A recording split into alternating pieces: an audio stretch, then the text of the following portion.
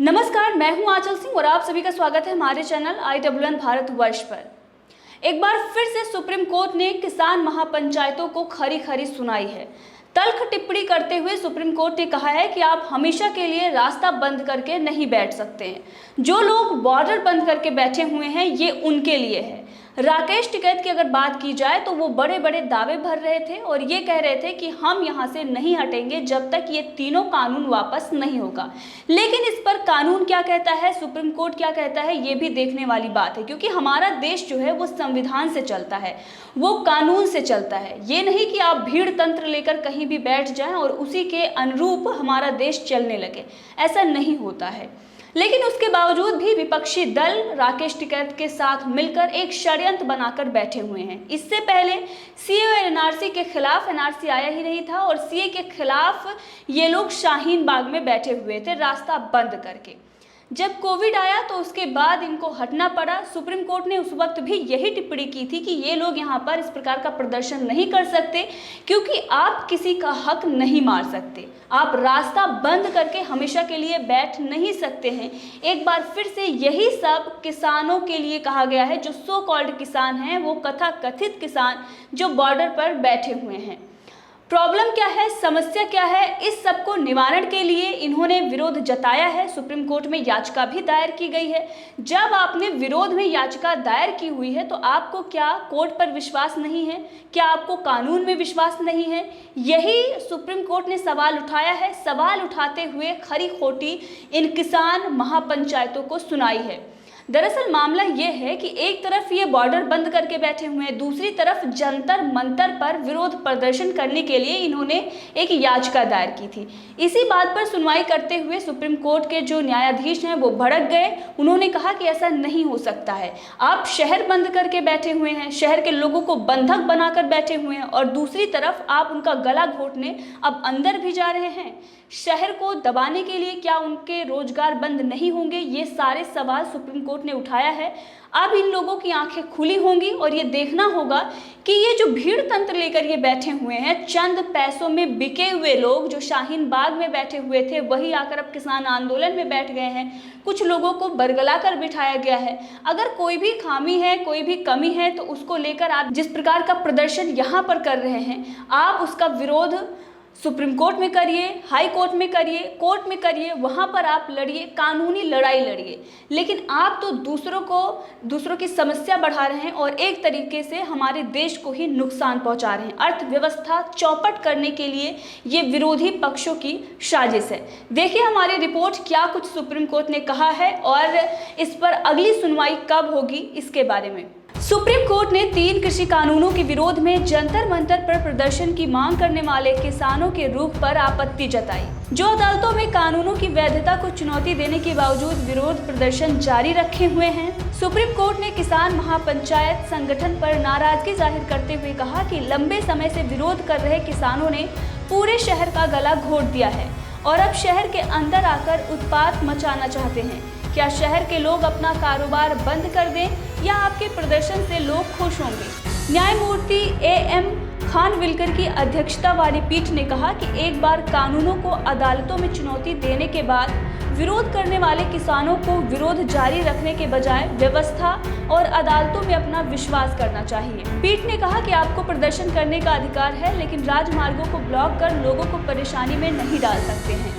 Supreme court ने कहा कि पहले आप शहर के बाहर सड़कों को अवरोध किया और अब आप शहर के भीतर जाना चाहते हैं। जंतर मंतर पर प्रदर्शन करने की मांग करने वाली याचिका पर सुनवाई करते हुए सुप्रीम कोर्ट ने तल्ख टिप्पणी की है। पीठ ने कहा कि प्रदर्शन कर रहे किसान यातायात बाधित कर रहे हैं, ट्रेनों और राष्ट्रीय राजमार्गों को अवरुद्ध कर रहे हैं, सुरक्षा कर्मियों को निशाना बना रहे हैं, सरकारी संपत्तियों को नुकसान पहुंचा रहे हैं और फिर भी प्रदर्शन की मांग की याचिका दायर कर रहे हैं। ऐसे में प्रदर्शन करने की इजाजत कैसे दी जा सकती है? मामले की अगली सुनवाई सोमवार को होगी। सुप्रीम कोर्ट ने याचिकाकर्ता किसान महापंचायत संगठन से कहा कि पहले आप हलफनामा दायर कर ये बताएं कि फिलहाल सीमाओं पर बैठे प्रदर्शनकारियों से आपका कोई संबंध तो नहीं है। सुप्रीम कोर्ट ने याचिका की कॉपी केंद्रीय एजेंसी और अटॉर्नी जनरल को भी देने का आदेश जारी किया है। इससे पहले सुप्रीम कोर्ट ने केंद्र सरकार से पूछा था कि वो राष्ट्रीय राजधानी में 3 कृषि कानूनों का विरोध कर रहे किसानों द्वारा सड़क की नाकेबंदी को हटाने के लिए क्या कर रही है? शीर्ष अदालत ने एक बार फिर अपनी चिंता व्यक्त करते हुए कहा कि सड़कों को हमेशा के लिए कब्जा नहीं किया जा सकता। गुरुवार को जस्टिस संजय किशन कौल की अध्यक्षता वाली पीठ ने कहा कि किसी समस्या का समाधान न्यायिक मंच, आंदोलन या संसदीय बहस के माध्यम से किया जा सकता है, लेकिन सड़कों को अवरुद्ध नहीं किया जा सकता और ये अस्थायी समस्या नहीं हो सकती। पीठ ने कहा कि हम पहले ही कानून बना चुके हैं और आपको इसे लागू करना होगा। अगर हम अतिक्रमण करते हैं तो आप ये कह सकते हैं कि हमने आपके अधिकार क्षेत्र में अतिक्रमण किया है।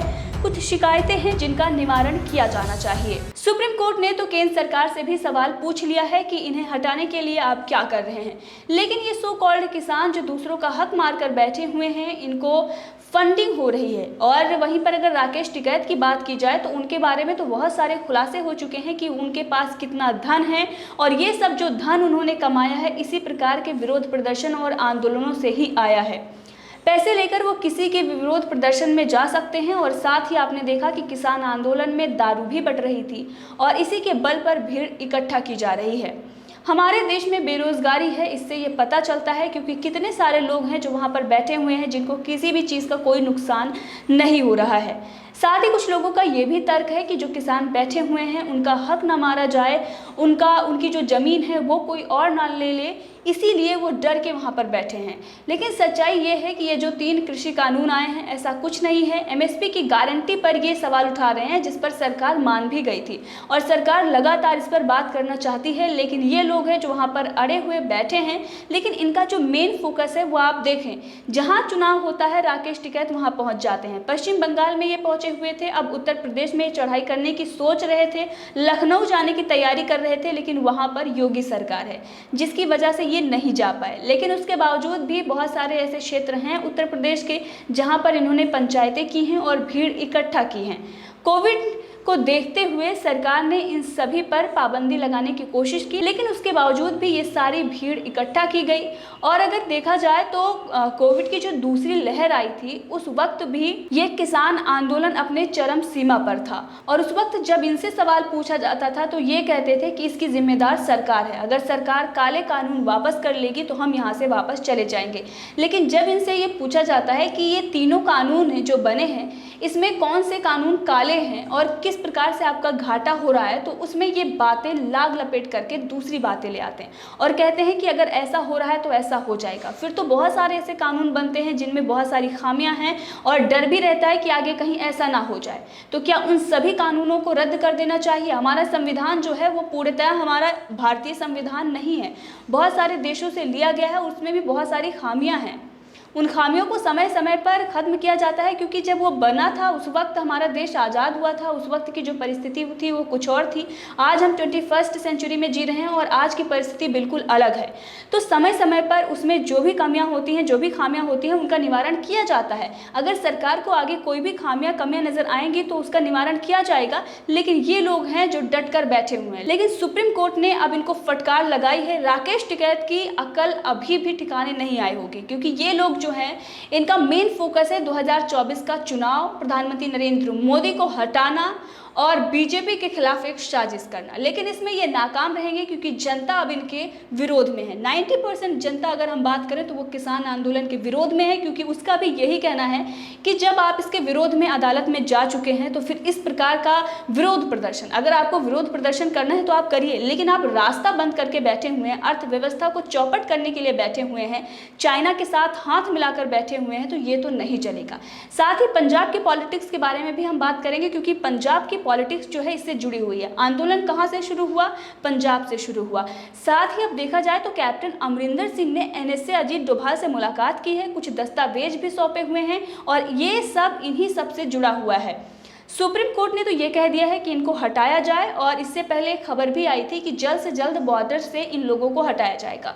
तो देखना ये होगा कि इस मामले में क्या बड़ा कदम केंद्र सरकार उठाती है, क्योंकि अब सुप्रीम कोर्ट भी केंद्र सरकार से सवाल पूछ रहा है। इस मामले में आपका क्या कहना है कमेंट करके जरूर बताएं। अगर आपने अभी तक चैनल को सब्सक्राइब नहीं किया है तो कर लें, ताकि हर अपडेट आप तक पहुंचती रहे। धन्यवाद।